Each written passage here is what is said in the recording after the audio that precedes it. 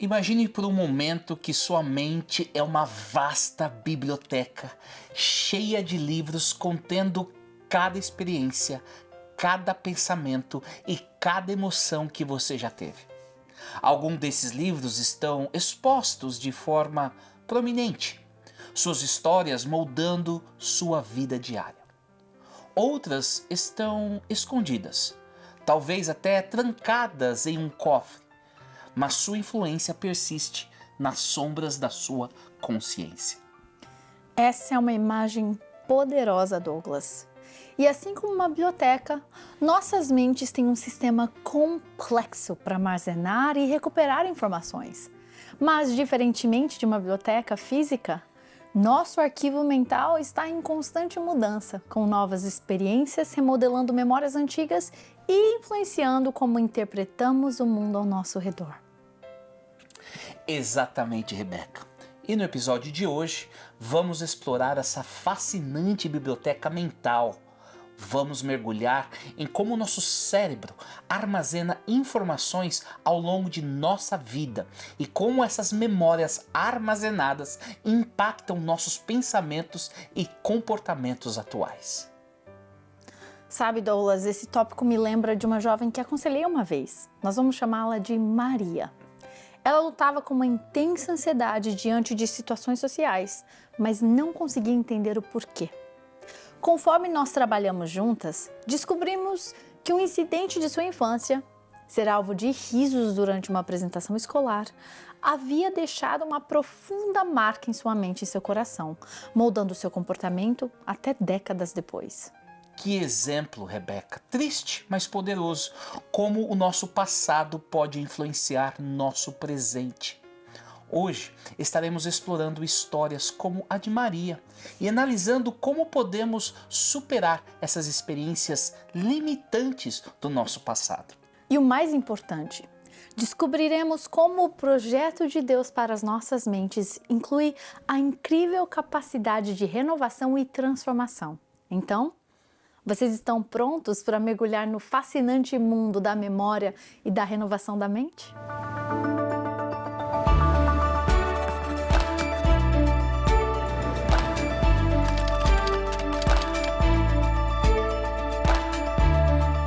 Fonte de inspiração e conforto por séculos, iluminando o caminho para uma vida plena. Está escrito. Apresentando Jesus, aquele que ama, liberta, cura, capacita e envia pessoas para cumprir a missão do reino.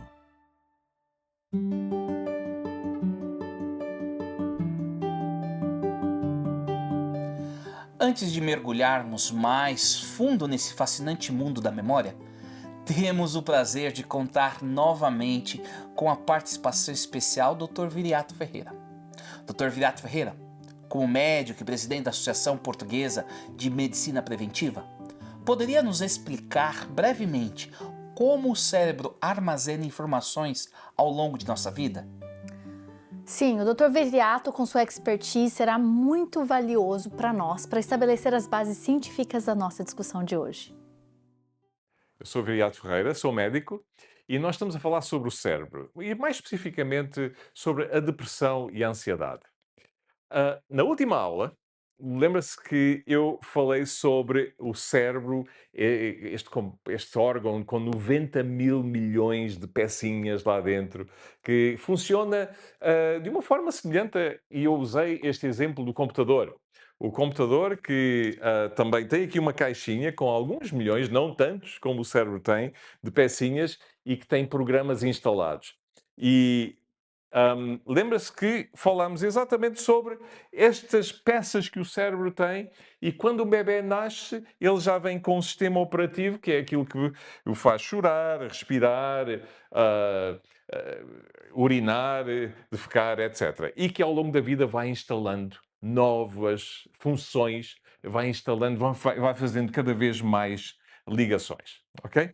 Agora, vou-lhes contar uma história verdadeira. Uma vez estava no consultório e entrou uma paciente, eh, 40 e poucos anos, jovem ainda, e sentou-se, muito bem vestida, sentou-se E perguntei-lhe porque é que ela me veio ver. E ela disse: Doutor, eu estou constantemente ansiosa e tenho ataques de pânico em que penso que vou morrer. E perguntei-lhe o que é que ela fazia na vida e ela disse: Olha, sou empresária, comecei uma empresa há relativamente pouco tempo e, e há um problema, é que eu estou com um pensamento que não me larga. E é este pensamento que me afeta a vida. Qual era o pensamento? Ela pensava que ia à falência, que aquilo ia tudo falir, ia perder tudo. E não conseguia controlar este pensamento. Este pensamento depois dava-lhe medo e o medo, claro, gerava o pânico. Bem, eu comecei a fazer algumas perguntas para conhecê-la um bocadinho melhor e perguntei-lhe como é que foi a infância, como é que foi a juventude, perguntei-lhe sobre o pai, a mãe, etc. E ela disse: Olha, doutor, a primeira memória que eu tenho do meu pai é o meu pai dizer-me que eu era estúpida, que era uma burra, que nunca ia ser nada na vida e que devia olhar para o meu irmão. Eu lembro-me disso desde que eu sou pessoa. É a primeira e a memória mais constante que eu tenho do meu pai. Disse-me isso durante muitos anos, os anos que eu estive lá em casa. E eu comecei a pensar nisto e a relacionar isto com a experiência de vida dela agora. Porque agora tem 40 e poucos anos. E qual é o pensamento que é recorrente na sua vida? Exatamente. É o pensamento que vai falhar, que ela não consegue. Que... E eu disse, mas você chegou aqui aos 40 anos, é uma pequena empresária, mas tem sucesso, está a fazer dinheiro e a coisa está a crescer. E é esse pensamento constante que tem. Ela disse, doutor, sim.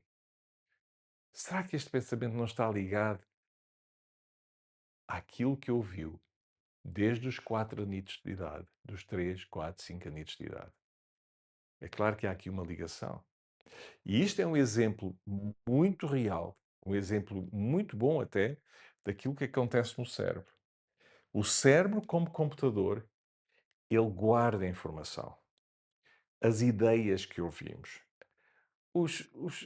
as opiniões, aquilo que lemos, aquilo que vemos, tudo isto está guardado aqui.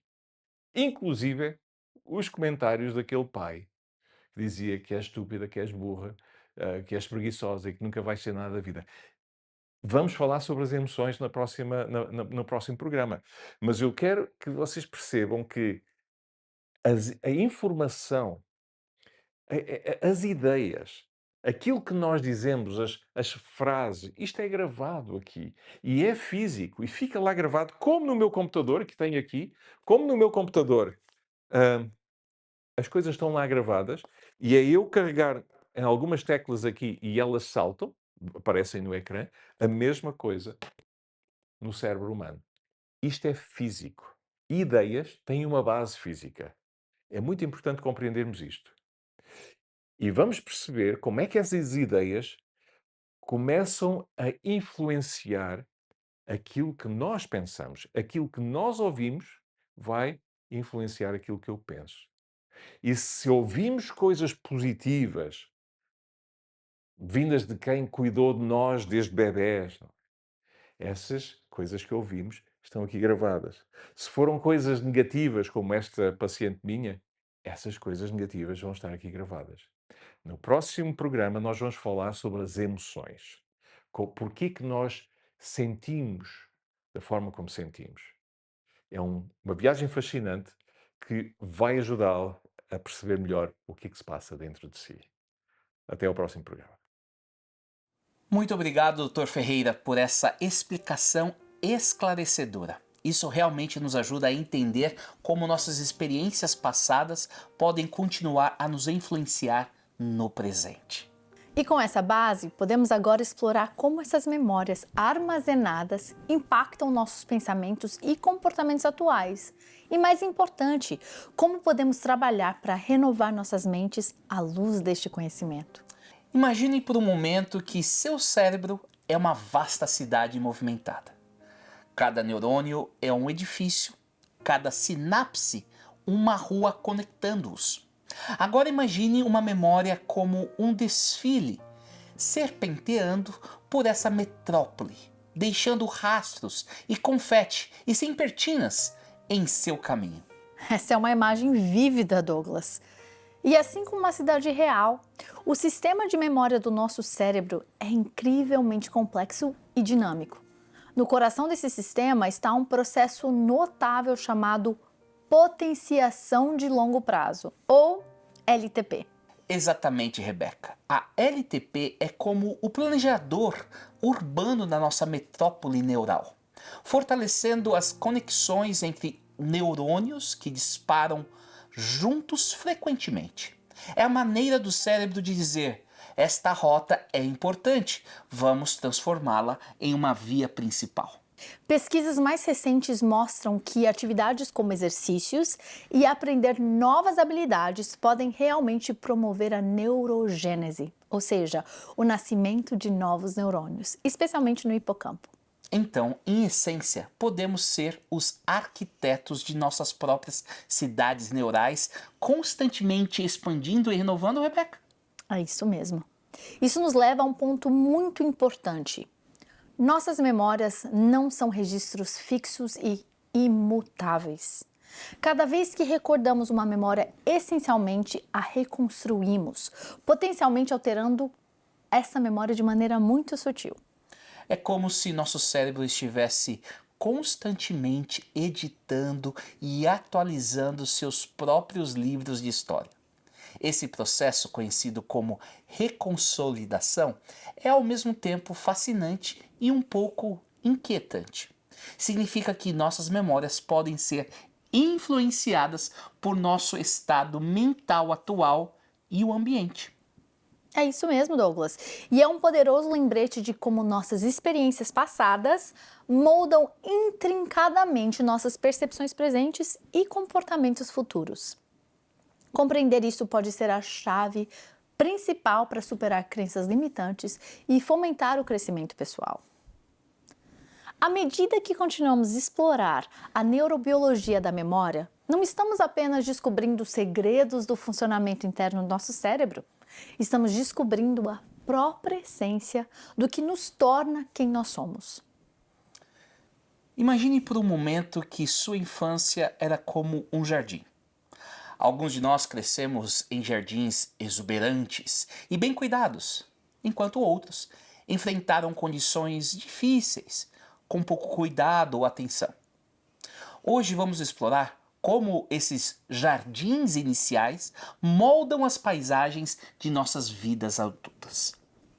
Essa é uma metáfora poderosa, Douglas, e não é apenas poética.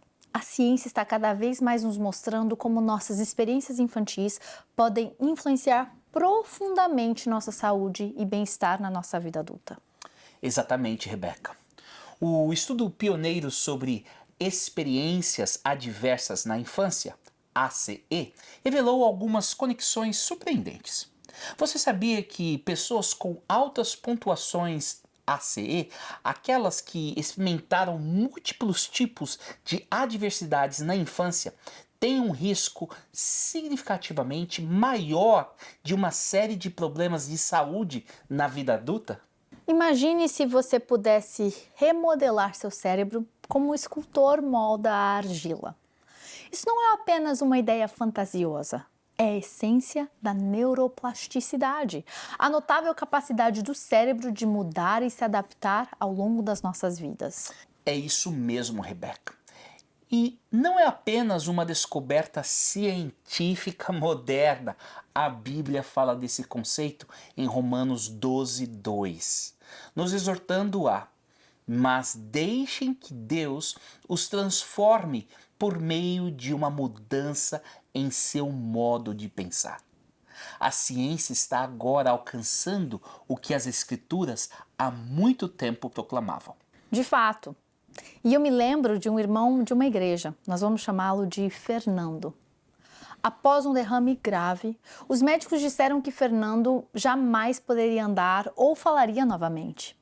Mas Fernando se recusou a aceitar esse prognóstico. E o que aconteceu depois disso, Rebeca? Bom, através de pura determinação e terapia direcionada, o cérebro de Fernando começou a se reconectar. Áreas saudáveis assumiram as funções das regiões danificadas. 2 anos depois, não apenas Fernando estava andando, mas correu uma corrida de 5 quilômetros e fez um discurso no casamento de sua filha. Que exemplo inspirador de neuroplasticidade em ação. Isso me lembra de Filipenses 4,13. Posso todas as coisas por meio de Cristo que nos dá forças. A fé de Fernando, combinada com seus esforços, levou a uma cura notável. E o emocionante é que podemos aproveitar esse poder da neuroplasticidade intencionalmente, através de práticas como meditação, aprendizado de novas habilidades e mudanças conscientes de nossos padrões de pensamento. Nós podemos literalmente remodelar nossos cérebros. É um poderoso lembrete do nosso papel em nossa própria transformação, como diz 2 Coríntios 3,18. Portanto, todos nós, dos quais o véu foi removido, podemos ver e refletir a glória do Senhor. E o Senhor, que é o Espírito, nos transforma gradativamente à sua imagem gloriosa, deixando-nos cada vez mais parecidos com Ele. A neuroplasticidade nos mostra que essa transformação não é apenas espiritual, mas também física.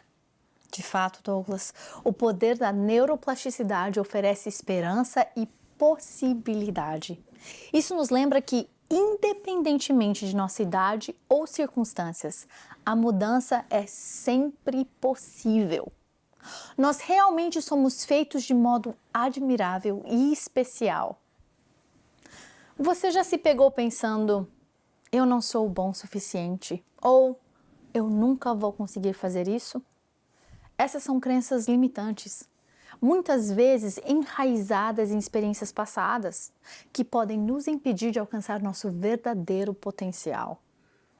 É verdade, Rebeca. Essas crenças são como correntes invisíveis que nos prendem. Mas a boa notícia é que podemos identificá-las e superá-las. Exatamente. E eu me lembro de uma paciente que nós vamos chamá-la de Ana. Ela sempre acreditou que não era inteligente o suficiente para ter sucesso na carreira. Ao explorarmos juntas sua história, nós descobrimos que essa crença estava enraizada em comentários negativos de um professor na sua infância. Que triste, Rebeca. Como vocês trabalharam para superar essa crença? Bom, nós usamos técnicas de reestruturação cognitiva. Primeiro, nós identificamos a crença limitante. Depois, desafiamos essa crença com evidências contrárias. Por exemplo, suas realizações acadêmicas e profissionais. E, finalmente, substituímos a crença negativa por uma mais positiva e realista. Isso me lembra de 2 Coríntios 10:5, que nos exorta: destruímos todas as opiniões arrogantes que impedem as pessoas de conhecer a Deus. Levamos cativo todo pensamento rebelde e o ensinamos a obedecer a Cristo. Exatamente. A fé desempenha um papel crucial nesse processo. Ajudamos Ana a ver si mesma como Deus a vê, como alguém feito à sua imagem, com dons e talentos únicos. Isso me faz pensar em minha própria jornada. Por anos acreditei que não merecia amor devido a erros do passado. Foi apenas quando comecei a meditar em versículos como Romanos 8:1. Agora, portanto, já não há nenhuma condenação para os que estão em Cristo Jesus, que pude começar a superar essa crença limitante. Que testemunho poderoso! Nos mostra como a fé pode ser uma ferramenta poderosa para remodelar nossas narrativas internas mentais. Absolutamente, Rebeca. É importante lembrar que superar crenças limitantes é um processo. Requer paciência, persistência e muitas vezes o apoio de outros.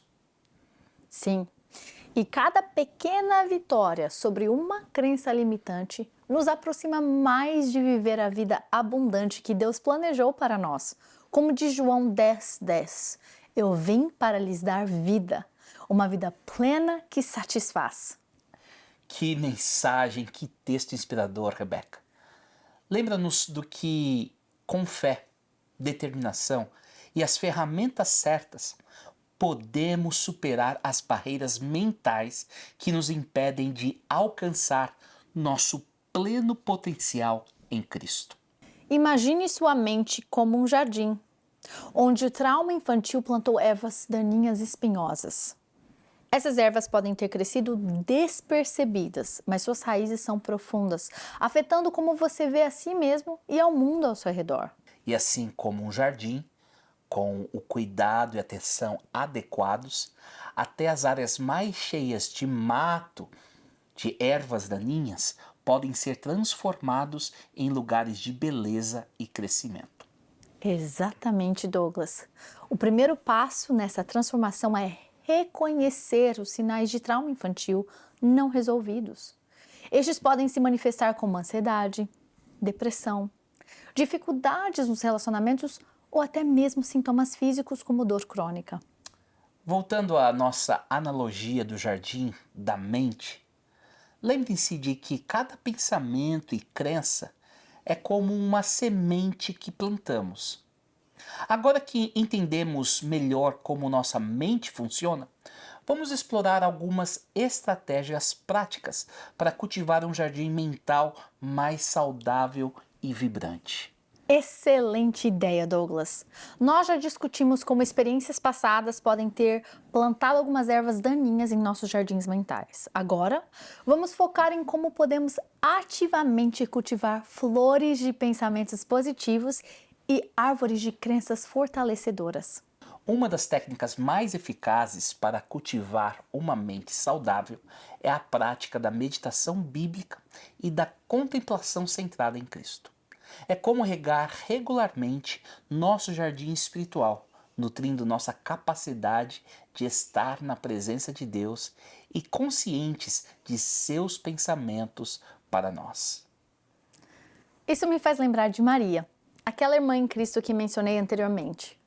Lembram-se como ela lutava com ansiedade e pensamentos negativos? Bem, começamos com uma prática diária de 10 minutos de meditação nas Escrituras e oração. Era como se ela estivesse dedicando um tempo todos os dias para cuidar de seu jardim espiritual, permitindo que a palavra de Deus lançasse raízes profundas em seu coração. Após algumas semanas, ela relatou sentir-se mais enraizada em Cristo e menos afetada pelas tempestades emocionais, encontrando paz e força na presença constante do Senhor. Outra estratégia crucial é a reestruturação cognitiva. É como podar as plantas indesejadas em nosso jardim mental e substituí-las por espécies mais benéficas. E não nos esqueçamos do poder das afirmações positivas. É como espalhar sementes de verdades e encorajamento em nosso jardim mental, permitindo que floresçam em crenças positivas.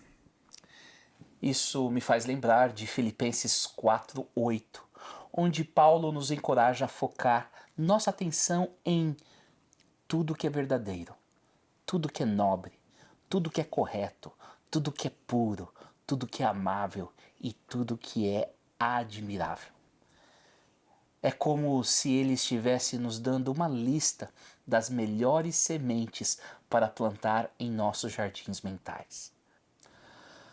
À medida que praticamos essas estratégias, meditação bíblica e de contemplação centrada em Cristo, reestruturação cognitiva e afirmações positivas, estamos ativamente cultivando um jardim mental mais saudável e resiliente. E a parte mais inspiradora é que, não importa a nossa idade ou circunstâncias, todos temos a capacidade de renovar nossos jardins mentais. Requer prática, paciência, como qualquer tipo de jardinagem, mas os resultados são verdadeiramente transformadores. De fato, Rebeca, que possamos todos experimentar a paz e a alegria que vem de uma mente renovada e alinhada com o design perfeito de Deus para as nossas vidas. Meus amigos, Ao concluirmos este episódio de Memórias que Moldam, superando o passado e renovando o presente, lembremos que a jornada de renovação da mente é contínua, mas repleta de esperança e possibilidades. Exatamente. Que possamos todos abraçar o poder transformador da fé, da ciência e do apoio comunitário em nossa busca por cura emocional e crescimento espiritual. Agarre-se ao Salmo 147, verso 3. Ele cura os de coração quebrantado e enfaixa suas feridas. Vamos encerrar com uma oração. Pai Celestial, agradecemos pela incrível capacidade de renovação que Tu colocaste em nós.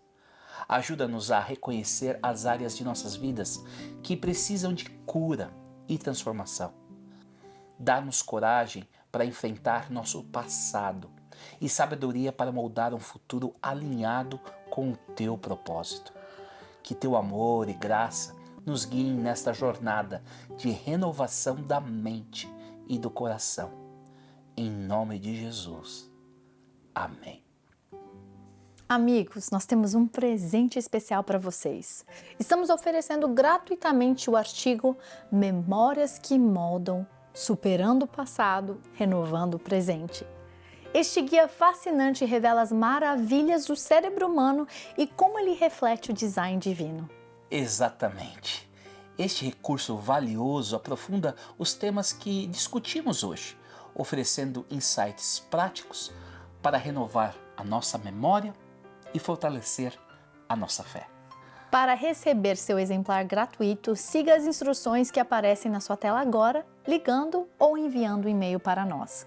Não perca essa oportunidade de descobrir mais sobre a obra-prima que Deus criou em você. Lembre-se, esta oferta é por tempo limitado. Peça o seu guia agora gratuitamente e comece sua jornada de descoberta e transformação. Queridos amigos, chegamos ao fim de mais um episódio de Está Escrito Canadá. Esperamos que essa jornada pela memória e como Deus nos capacita a reescrever tenha inspirado você a contemplar a grandeza do Criador. Não deixe que nossa conversa termine aqui. Junte-se a nós nas redes sociais, especialmente no YouTube e Facebook, para continuar explorando essas verdades fascinantes. Compartilhe suas reflexões e descubra mais sobre o amor de Deus revelado em sua criação. Lembre-se, está escrito: uma pessoa não vive só de pão, mas de toda palavra que vem da boca de Deus.